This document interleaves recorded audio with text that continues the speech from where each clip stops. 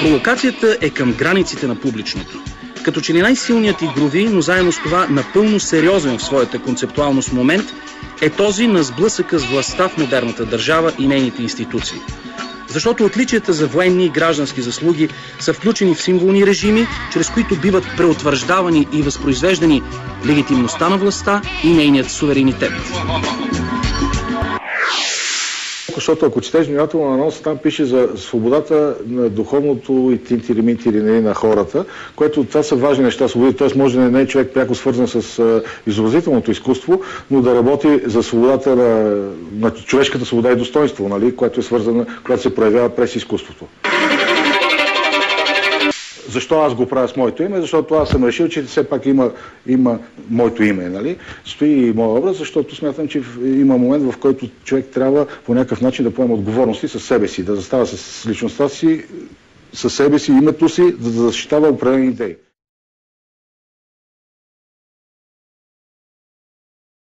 Идеята защо на собствено на мое име, то по-скоро идва от идеята за добре, да почна от другаде. В една смисъл носят се. Това за мен идеята е, че не трябва да се криеме зад някакви помпозни заглавия като бъдеще за България на фундация, по-скоро да хората с личността си да застават с действията си и мисълта си зад определени каузи и това да е ясно казано. Значи идеята, ако разчитаме на масите да определят вкусовете, става страшно. Каузите, не знам как се... Може би аз формулирам някаква кауза, която е някаква с ограничено въздействие и влияние. Кой не знам, аз съм убеден в силата на качеството на отделния индивид, творчество, воля и каквото щеш, че това може да поражда някакви промени. Удовлетворява ли като твърдия носител на ордена е Веселина Сариева? Браво! Първият кавалер на Железният орден за съвременно изкуство Венцислав Занков стана пловдивската галеристка Веселина Сариева. Тя е инициатор на проекта Нощ на музеите и галериите, който се превърна в едно от най-значимите културни събития у нас през последните години.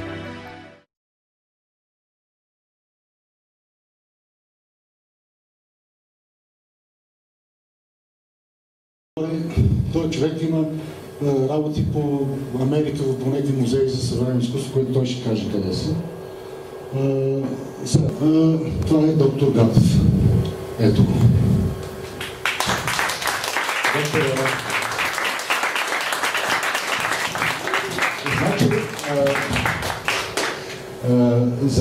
За доктора сега ще му връчим медала. Ти докато се криеш там, аз ти благодаря и осъзнах едно нещо, че институция, състояща се един човек, и особено когато това е голяма работа, лесно може да открие друга голяма работа. Защото ако... Това вижда ли се нещо? Дето?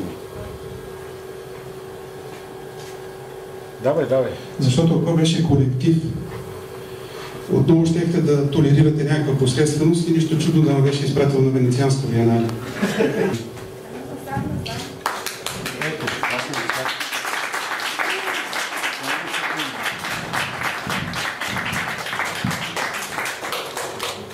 Слънце, бе. Ама му отива, бе. Застари да те...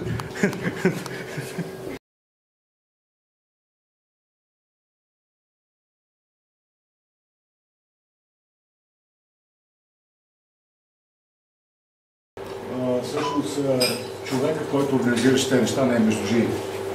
И всъщност аз искам на него на модерната орден. И в случая, тъй като Йово Панчев в последните години работеше с него, мисля, че е редно той да поеме този кръст железен, да го кажем.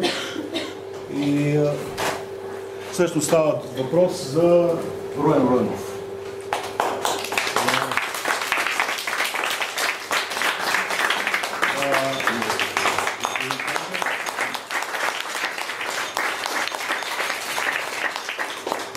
Той може би ще каже и той някакво неща, какво.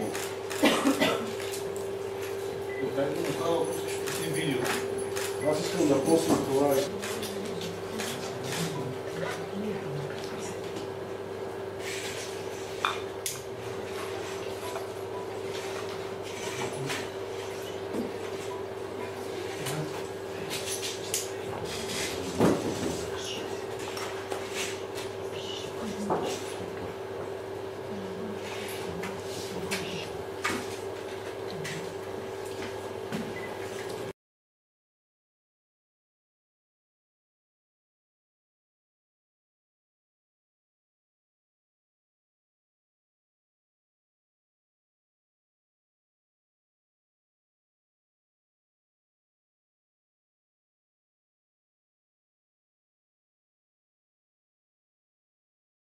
Аз се радвам, че го познавам преди те неща са се случили и някак си така дойде. И му завиждам по някакъв начин, т.е. и така. Иво Димчев, дами и господа.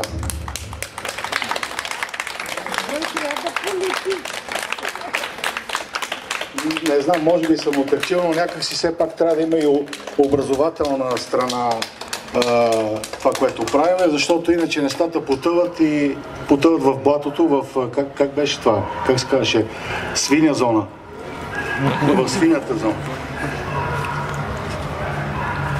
Ето го ордера. Юлето Сайска вика, ама що с това образ? И ми викам, с кой е бат? Нали?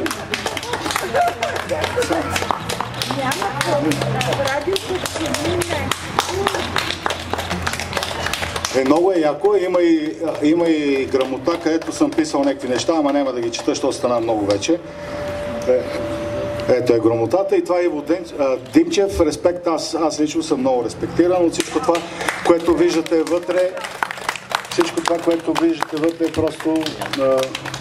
да, това е. Човек лази работа, няма грамота. Ще кажа, ако искаш, може нищо да кажеш. Няма нищо.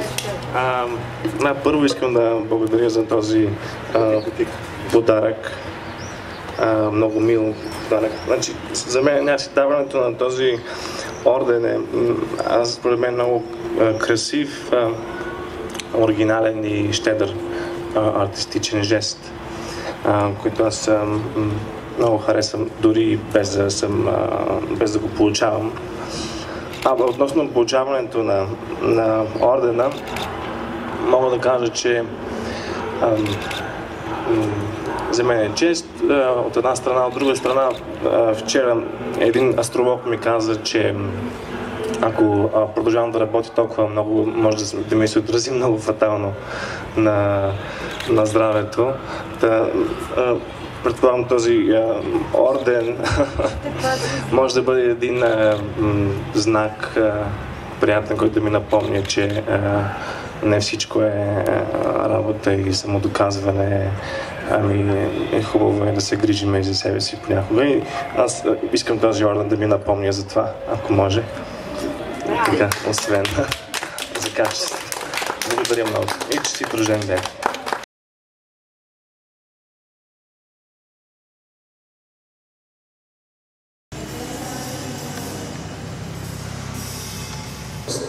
Роси Герцова като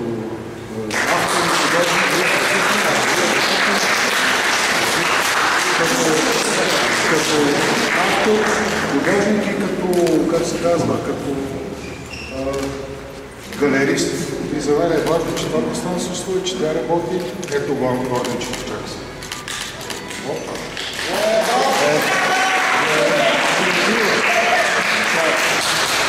Един текст, който е: когато си чакала, няма повече време, когато си крещял, но никой не те е чул, когато си блъскал, но нищо не се е променило, когато си плакал, но никой не се е трогнал, когато нямаш своето място, когато не приемаш света, когато дори не питаш защо, тогава си стигнал края на света.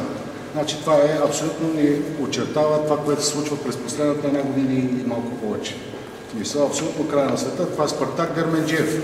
Това нещо, което мога да кажа за него, това е неговата инициатива, изобщо, която някакси беше гепена, да кажа, по някакъв начин, от някакви общини, не мога да кажа. Това беше за паметник на Георги Марков. Ясно ли говоря, бързо ли говоря, не знам, тези обаче не се чакат поздравя първо. Много ти се радвам.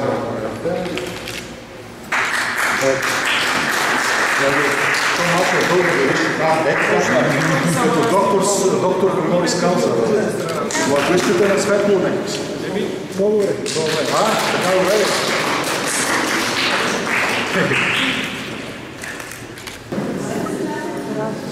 Браво. Браво. Айде аплодисменти.